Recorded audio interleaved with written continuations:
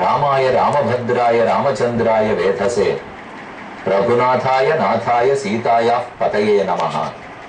ராமபத்ரன், பத்ரம் மங்களம், எல்லா மங்களங்களும் உண்டாகுக. பத்ரந்தேன்னு சொன்னாலே சிறந்த வாக்கியம். பத்ராச்சலம் என்னும் இடத்தில் ரொம்ப ஆச்சரியமான ராமச்சந்திரன் எழுந்துள்ளிருக்கிறார். அது ஆந்திர பிரதேசத்தில் கோதாவரி நதிக்கரையில் உள்ள க்ஷேத்திரம். பத்ராச்சல ராமதாசர் என்று நாம் அனைவரும் கேள்விப்பட்டிருக்கிறோம். அவருடைய பக்தியில் திளைத்து கீர்த்தனைகளை கேட்டு ஆனந்தப்பட்டிருக்கிறோம். ஆனால் அவர் தள்ளி இருக்கிறாரே. நாம் எங்கோ இருக்கிறோம், பத்ராச்சலம் எங்கோ இருக்கிறது. அங்கு இருக்கிறா போலே ராமனை நாம் பக்கத்தில் தரிசிக்க வேண்டுமா? இருக்கிறார், ஆனால் இங்குதான் இருக்கிறார்ங்கிறது நாம் அறியவில்லை. இனி அடியார்கள் தெரிந்து கொண்டபின் கூட்டம் கூட்டமாக கண்டிப்பாக வந்து தரிசிக்க வேண்டும். ரொம்ப ஆச்சரியமான சன்னிதானம். ராமன் அமர்ந்த திருக்கோலத்தில் தன் மடியில் சீதையை வைத்துக் கொண்டு ரொம்ப அற்புதமாக மூலவராகவே தரிசனம் கொடுக்கிறார். பத்ராச்சலத்தில் இருக்கும் போலவே சேவை சாதிக்கிறார். செங்குன்றத்திலிருந்து 15 கிலோமீட்டர் தொலைவில் ஞாயிறு என்னும் கிராமம். ஞாயிறு என்றால் சூரியன். சூரிய குலத்திலே பிறந்த ராமனை இதோ தரிசிக்கிறோம். மூலவர் கர்ப்ப கிரகத்தில் ரொம்ப அற்புதமாய் எழுந்துள்ளி உள்ளார். அமர்ந்த திருக்கோலம். இடது மதியில் சீதா மாதா சௌமியமாய் திருமண்டலத்தில் புன்சிரிப்பு மாறாமல் கருணையே பொழியின் கண்களோடு மாதா சீதா எழுந்துள்ளி உள்ளார். சீதை சாலக்கிராம மாலை சமர்ப்பித்துக் கொண்டிருக்கிறார். ராமன் தனது வலது திருக்கையில் அம்பு தனித்து பற்றி இருக்கிறார். இடது திருக்கையால் வில்லை பிடித்திருக்கிறார். அதாவது சீதையும் அணைத்துக் கொண்டு வில்லையும் பிடித்துக் கொண்டு ஒரு புறத்தில் காதல், மற்றொரு புறத்தில் வீரம், இந்த இரண்டுமே கொப்பளிக்க ராமன் எழுந்துள்ளி உள்ளார். அதோடு இல்லை, ராமனுடைய மேல் வலது திருக்கை, மேல் இடது திருக்கை சங்கத்தையும் சக்கரத்தையும் பற்றி இருக்கிறார். இது எவ்வளவு சிறப்பு! ஓர் கையில் வில்லம்பு, மற்ற 2 கைகளில் சங்க சக்கரங்கள். இப்படி அமர்ந்த திருக்கோலத்தில் ராமன். அருகே லக்ஷ்மண சுவாமி உள்ளார். அவர் தனித்திருக்கிறார். சாமான்யமாக நாம் எப்படி சேவிப்போம்? நடுவே ராமன், ஒரு புறத்தில் இலக்குவன், மற்றொரு புறத்தில் சீதை. ஆனால் இங்கு வேறுபட்டு இருக்கிறார்கள். ராமனுடைய மடியில் சீதை, அதை தாண்டி லக்ஷ்மண சுவாமி தனித்து எழுந்துள்ளி உள்ளார். இப்படிப்பட்ட பத்ராச்சலம் ராமதாசர் அங்கு எப்படி சேவை சாதிப்பரோ கிட்டத்தட்ட அதே போல எங்கும் சுவாமி எழுந்துள்ளி உள்ளார். அந்த மூலவரை இன்று நாம் சேவித்துக் கொண்டோம். இனி உற்சவரை தரிசிக்க வேண்டும். அவருக்கு திருவஞ்சனம் நடைபெற்றது. அதை நாம் அடுத்த நாள் சந்திக்கும் போது தரிசிப்போம். நன்கு ஞாபகம் வைத்துக் கொள்ளுங்கள். இந்த தனி சிறப்பு வாய்ந்த ராமரை இந்த திருக்கோலத்தோடு சேவிக்க ஞாயிறு கிராமத்துக்கு வர வேண்டும். இங்கு பக்தர்கள் எல்லாரும் வந்து சீதாராமர்கள் ஸ்வர்ண கல்யாண ராமன், பெருமானே கல்யாண ராமன், அவர் ஸ்வர்ண திருக்கோலத்தில் உள்ளார். ஏனெனில் இங்கு ஒரு ஆஞ்சநேயர் வந்தார். அவர்தான் மற்ற அனைவரையும் அழைத்து வந்தார். அது என்ன சரித்திரம்னு அடுத்த நாள் கூறுகிறேன். இப்போது ராவணனுடைய மந்திராலோசனம் தொடர்கிறது. தான் கோவித்துக் கொண்டு விபீஷணன் பேசியதில் பிடித்தமில்லாமல் எழுந்திருந்து போனான். 9வது சர்க்கத்தினுடைய கடைசி ஸ்லோகம். விபீஷணன் கூறுகிறார், தியஜாசு கோபம் சுக தர்ம நாசனம் பஜஸ்வ தர்மம் ரதிகீர்த்தி வர்தனம் பிரசீத ஜீவேம சபுத்திர பாந்தவாக பிரதீயதாம் தாசரதாய மைதிலி. தசரதனை குடித்து மைதிலியை கொண்டு போய் சமர்ப்பித்து விடு, தப்பு பண்ணாதே. விபீஷணன் கூறுகிறார், உடனே கோபத்தை விட்டுவிடு. கோபம் என்ன செய்யும்? சுகத்தையும் தர்மத்தையும் அழிக்கும். இன்பத்தையும் தர்மத்தையும் அழிக்கக்கூடிய கோபத்தை விடு. அப்படின்னா நம்ம கோபப்பட்டோம்னா இன்பம் போயிடும், தர்மமே போயிடும். அதனால கோபத்தை அழிக்க வேண்டும். பஜஸ்வ தர்மம் ரதி கீர்த்தி வர்தனம். கீர்த்தி புகழ், ரதி அன்பு. அன்பும் புகழும் வளர்வதற்காக இருக்கும் தர்மத்தை எப்போதும் பற்று. பிரசீத ஜீவேம சபுத்திர பாந்தவாக பிரதீயதாம் தாசரதாய மைதிலி. ஜீவேம சபுத்திர பாந்தவாக, நீ கொண்டு போய் மைதிலியை ராகவனிடத்தில் சமர்ப்பித்து விட்டால் உன்னுடைய பெண்டு பிள்ளைகளோடு உன்னுடைய சந்ததியரோட நன்கு இருப்பாய். அப்படி இல்லாவிடில் நாம் அனைவருமாக சேர்ந்து அழிந்து போவோம். இதை கேட்டவன் கோபித்துக் கொண்டு விபீஷணன் தன் வீட்டுக்குள் சென்றான். விபீஷண வசூத்வா ராவணோ ராட்சசேஸ்வர விசர்ஜயித்வா தான் சர்வான் பிரவிவேஷ ஸ்வகம் கிரகம். இங்கே கூடி பேசிக் கொண்டிருந்த அனைவரையும் துறந்தான். விடுவிடுவென்று தன்னுடைய மாளிகைக்குள் புகுந்தான். இனி அடுத்தது 10வது சர்க்கம். மேலே மாளிகைக்குள்ளே தொடர்ந்து போன விபீஷணன் அசுப நிமித்தங்கள், தப்பு தப்பா நிமித்தங்கள்லாம் தெரிகின்றன. பார்த்தா நல்ல நிமித்தங்கள் இல்லை. ஆகவே வேண்டாம், ராகவனிடத்தில் கொண்டு போய் மைதிலியை கொடுத்துருவோம் என்று சொல்லுகிறார். தத பிரத்யுஷசி பிராப்தே பிராப்த தர்மார்த்த நிச்சய ராட்சசாதிபதிர் பீஷ்ம பீமகர்மா விபீஷண. அரக்கன் போனான், ராட்சசேஸ்வரனான ராவணன் விட்டு போனான். நாம் பயந்து போய் பேசாமல் இருக்க வேண்டும் என்று விபீஷணன் இருக்கவில்லை. ஆந்தனையும் அவனுக்கு நல்லது எடுத்துச் சொல்ல வேண்டும் என்று முயற்சிக்கிறான். சைலாகிரசய சங்காசம் சைல சிருங்க விபோன்னதம் சுபக்த மகாகக்ஷம் மகாஜன பரிகிரகம். பெரும் மக்கள் வீதியெல்லாம் தாண்டி சென்றான். தன்னுடைய மிகச்சிறந்த மாளிகை, அது சொர்ணத்தால் அமைக்கப்பட்டிருக்கு. முத்து சரிகை எல்லாம் போடப்பட்டிருக்கு. ஆங்காங்கு பவளமும் மாணிக்கங்களும் இழைக்கப்பட்டுள்ளது.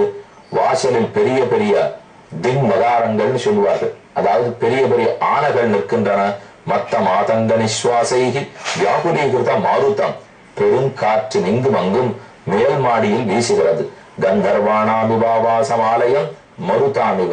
கந்தர்கள் வாழ்கிற இடம், கந்தர்வர்கள் வாழ்கிற இடம், இந்திரன் முதலாளருடைய பட்டணம் அப்பேற்பட்ட சிறப்போடு இருந்ததாம். சுஷ்ராவசு மகாதேஜா பிராதுர் விஜய சம்ஸ்கிருதான் மந்திர வேதவிதோ விப்ரான் ததர்ஷச மகாமலா. வாசல்ல வேத விற்பன்னர்கள் எல்லாம் வேத கோஷம் முழங்கிக் கொண்டிருந்தார்கள். ஆங்காங்கு வந்திகள், சூதர்கள், மாதகர்கள் என்று எல்லாரும் பாடிக்கொண்டிருந்தார்கள்.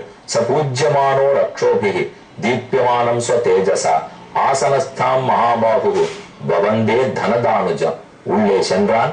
ராவணன் தன்னுடைய பெரிய சிங்காதனத்தில் அமர்ந்து கொண்டிருந்தான். அங்கு போய் விபீஷணன் வணங்கினான். குபேரனுக்கே கூட பிறந்தவனாயிற்றே, அப்ப அவனுக்கு எவ்வளவு பெருமை. அவர்கள் அனைவரையும் ஜெயித்தவனாயிற்றே ராவணன். வணங்கி விபீஷணன் பேசத் தொடங்கினான். உவாச்ச கிதம் அத்தியர்த்தம் வச்சனம் ஹேது நிச்சிதம். உவாச்ச பேசினான், நல்ல வார்த்தை சொன்னான், காரண காரியங்களோடு விளக்கினான். ரொம்ப லாஜிக்கலா பேசுறதுன்னு சொன்னேன், அதை போல பேச ஆரம்பிக்கிறான். நல்லதை சொன்னான், பிடித்ததை சொன்னான், தம்பி சொன்னான். எதுவா இருந்தாலும் ஏற்றுக்கொண்டு இருக்க வேண்டும்.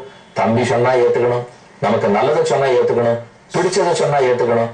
யதா பிரபுதி வைதேகி சம்பிராப்தேக பரந்தப ததா பிரபுதி திஷ்யந்தே நிமித்யான் நசுபானினா.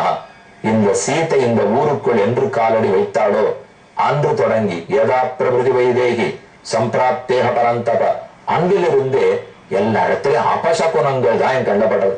நல்ல சகுனமே படவில்லை. இது நியாயமா? சீதை மகாலட்சுமி, அவள் எங்கு திருவடி பதித்தாலும் அங்க நல்லதுதான் நடக்கும். சொர்ணமா கொட்டும் நல்லதா நடக்கும். ஆனா இவன் வேணும்னு பேசுகிறான். சீதை வந்ததற்காக என்ன அபசகுனம்? சீதையை நல்ல முறையில் வரவேற்றிருந்தால் அபசகுனம் வராது. இது தீய முறையா இருக்கிறபடியாலே துர்நிமித்தங்கள் தோன்றுகின்றன.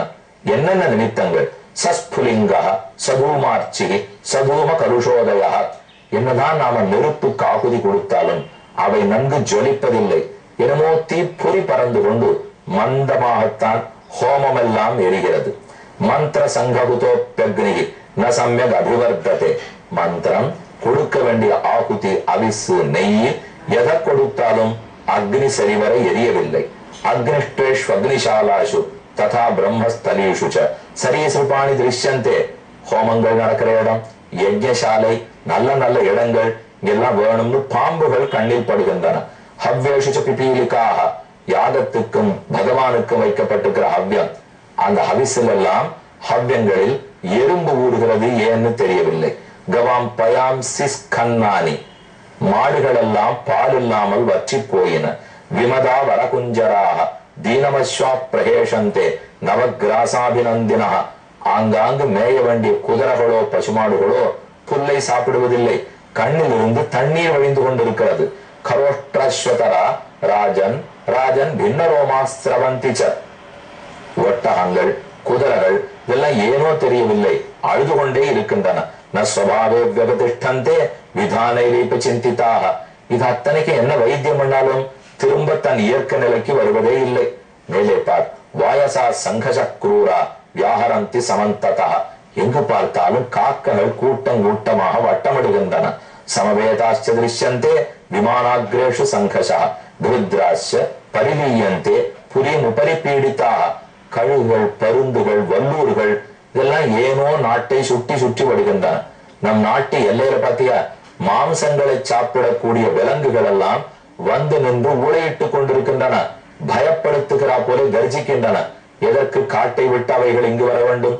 கிரவ்யாதானாம் மிருகாணாஞ்ச புரித்வாரேஷு சங்கசா ததேவம் பிரஸ்துதே காரியே பிராயச்சித்தமிதம் க்ஷமம். இது எத்தனைக்கும் ஒரே பிராயச்சித்தம் தான். சீதையை கொண்டு போய் ராமனிடத்தில் கொடுத்து விடு, தன்னடையே இத்தனையும் நல்லதாகி போகும் என்று விபீஷணன் எடுத்துரைத்தான். ராவணனுக்கு கோபம் பொத்து கொண்டு வந்தது. ஹிதம் மகார்த்தம் மிருதுகேது சம்ஹிதம் வதீத காலாய் அதி சம்பிரதி க்ஷமம் நிசம்ய தத்வாக்கியம் உபஸ்தித ஜ்வர பிரசங்கவான் உத்தரமேதம் ஏதத் அப்ரவீத். இவை இத்தனையும் கேட்டுக்கொண்ட ராவணன் விபீஷணனுக்கு பதில் கூறுகிறான். பயன்ன பஷ்யாமி குதஸ்சிதப்யாம் நராகவா பிராப்சசி ஜாத்து மைதிலி. ஒரு நாள் ராகவனுக்கு மைதிலி கிடைக்க போவதில்லை. நீ சொன்ன எதனாலும் நான் பயப்பட போவதில்லை. இந்த அபசரணங்கள் எல்லாம் என்ன ஒன்றும் செய்யாது. நவகிரகங்கள் அனைத்தும் என் ஆணைக்கு உட்பட்டவை. சுரைஹி சகேந்திரீரபி சங்கரே கதம் மமக்ரதா ஸ்தாஸ்யதி லக்ஷ்மணாக்ரஜா. திரும்பினான். இத்தேவ முக்தா சுரசைன்ய நாசன மகாபலா சம்யதி சண்ட விக்ரமா. இனி நீ சொல்வதை நான் கேட்பதா இல்லை, நீ போகலாம் என்று கூறிக்கொண்டே அவன் புறப்பட்டான். இது ஒரு புறம். இதை பத்தி ஆழ்வார் ஒரு பாசுரத்தில் சாதிக்கிறார். தன்னடியார் திறத்தகத்து தாமரையாளாகிலும் சில குறைக்கு மேல் என்னடியார் அது செய்யார் செய்தாரேன் நன்னு செய்தார் என்பர் போலும். இது பெரியாழ்வாருடைய பாடம். தன் அடியாரை பற்றி யாரேனும் குற்றம் சொன்னாலும் பெருமான் ஏற்றுக்கொள்ளவில்லை. ஸ்ரீரங்கத்தில் இருக்கும் பெருமாளுக்கும் ஸ்ரீரங்கநாச்சியாருக்கும் ஒரு பேச்சுவார்த்தை. ஸ்ரீரங்கநாச்சியார் கூறுகிறாள், நாம் தான் சீதையாக பிறந்திருந்தோம். லட்சுமி தானே சீதை. அப்போது இந்த விபீஷணன் எவ்வளவு என்ன குறை சொன்னான். நாம் போனதுனால கொள்ளிக்கட்ட விழுந்துதான், ரத்தாறு ஓடித்தான், காக்கையெல்லாம் சுத்தி வந்துதான், வல்லூர்கள்லாம் ஊழையிட்டதான், நரி நின்றதாம். இதெல்லாம் நாம் போனா நடக்கிறதா? இப்படி என்னை பற்றி அவன் பேசி இருக்கிறான். ஆனால் தேவரீரானால் தெற்கு நோக்கி படுத்திருக்கிறீரே. ஸ்ரீரங்கத்துல பெரிய பெருமாள் தெற்கு நோக்கி சயனம், லங்கையில விபீஷணனை நோக்கித்தான் சயனித்துக் கொண்டிருக்கிறார். மண்ணுடைய விபீடனக்காய் மலர் கண் வைத்தான் ஆழ்வாருடைய பாசுரம். ஏன் அப்படி செய்கிறீர்? மனைவியை ஒரு மரியாதை இல்லாமல் நடத்தினவர், தப்பாக பேசினவரை நீர் மதிக்கலாமா என்று ஸ்ரீரங்கநாச்சியார் கேட்டாள். பெருமான் சொன்னான், அப்படியெல்லாம் பேசி இருக்க மாட்டானே, விபீஷணன் அப்படி பேசக்கூடியவன் அல்லவே. உடனே ஸ்ரீரங்கநாச்சியார், அப்ப ராமாயணம் பொய்யா? வால்மீகி அவன் பேசி அனைத்தையும் எழுதி வைக்கிறார். இந்த சர்க்கத்தில் தானே இத்தனையும் பார்த்தோம். அதற்கு பதில் கூறுகிறான், பெரிய பெருமாள் கருணையே உருவானவன். பிராட்டியே குற்றம் கூறினாலும் குற்றத்தை ஏற்க மாட்டான். தன் அடியார்களை ஒரு நாளும் விட்டு கொடுக்க மாட்டான். பெருமான் பதில் கூறினார், தேவி நீர் அப்படி நினைக்க வேண்டாம். அவன் நல்லத்துக்கு தான் பேசியிருக்கான்.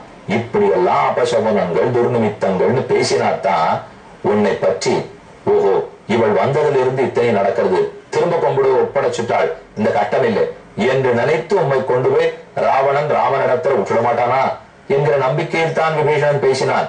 நல்லத்துக்குத்தான் பேசியிருக்கிறான். தேவரீர் கோவித்துக் கொள்ள வேண்டாம் என்ன பெரிய பெருமாள் ஸ்ரீரங்கநாச்சியாரிடத்தே கூறினாராம்.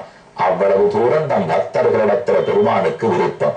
விபீஷணன் எவ்வளவு எடுத்து சொன்னாலும் அது ராவணன் காதில் ஏறாமலே போயிற்று. இனி சபையை கூட்டுகிறான், என்ன பேசுகிறான்னு கேட்போம். இந்நிகழ்ச்சி ஸ்ரீராமனின் அருளமுதமாக வழங்கப்பட்டது.